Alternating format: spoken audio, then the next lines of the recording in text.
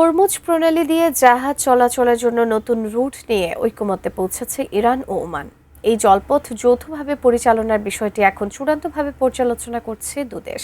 শিগগিরই হরমুজ প্রণালী আবারও জাহাজ চলাচলের জন্য উন্মুক্ত হতে পারে এমন খবরে বিশ্ববাজারে কমেছে জ্বালানি তেলের দাম।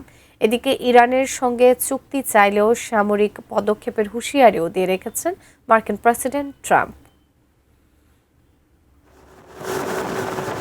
হরমুজ প্রণালী দিয়ে জাহাজ চলাচলের নতুন একটি পথ নিয়ে ঐকমত্যে পৌঁছেছে ইরান ও ওমান।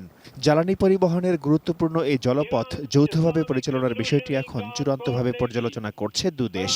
ইরানের পররাষ্ট্র মন্ত্রণালয়ের মুখপাত্র ইসমাইল বাঘাই বলেছেন, তৃতীয় কোনো পক্ষ বাধা না দিলে শিগগিরই একটি যৌথ বিবৃতি প্রকাশ করা হবে। সেখানে সম্মত হওয়া বিষয়গুলো তুলে ধরা হবে। বর্তমানে বিবৃতিটির খসড়ার চূড়ান্ত পর্যালোচনা চলছে। আলোচনা শেষে যে সমঝোতা হয়েছে তাতে ইরানই বেশি সুবিধা পাবে। দেশটির উপপররাষ্ট্রমন্ত্রী কাজেম গারিবাবাদী বলেছেন, সমঝোতা অনুযায়ী নতুন নৌপথের বড় অংশ ইরানের আঞ্চলিক জলসীমা দিয়ে যাবে, কিছু অংশ ওমানের জলসীমা অতিক্রম করবে।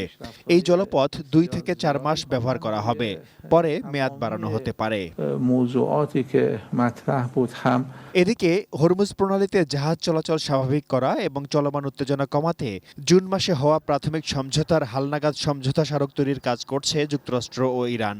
দুদেশের মধ্যে বার্তা আদান প্রদান এবং পরোক্ষ আলোচনায় অগ্রগতি হয়েছে বলে জানিয়েছে মধ্যস্থতাকারীরা।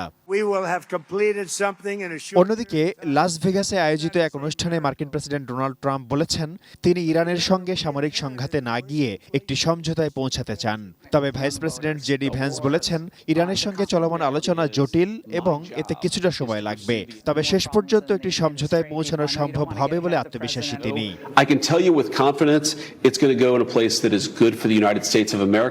ইরান ও ওমানের মধ্যে আলোচনায় অগ্রগতির খবরে বিশ্ববাজারে জ্বালানি তেলের দাম কিছুটা কমেছে।